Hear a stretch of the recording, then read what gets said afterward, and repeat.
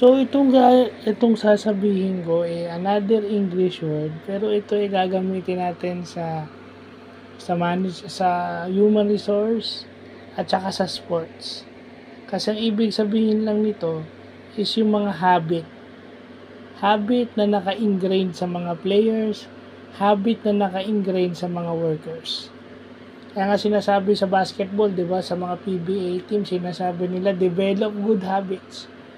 Coaches wanted us to develop good habits. Kasi nga, maganda yon. Para, kung habit mo na at hindi mo na mahirap na tanggalin, nasa sistema mo na, kaya ganun na nangyayari. Magkakaroon ka ng winning culture. So, yung word na inveterate. Yung inveterate is confirmed, ingrained, and habit. No, habit mo, inveterate. Yung hindi mo na matatanggal sa kanya. Na parang hindi siya yon kapag hindi niya ginagawa.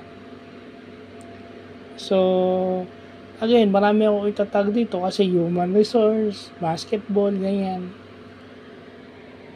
Sa sports, di ba? Basketball and volleyball in general. So, yun lang po.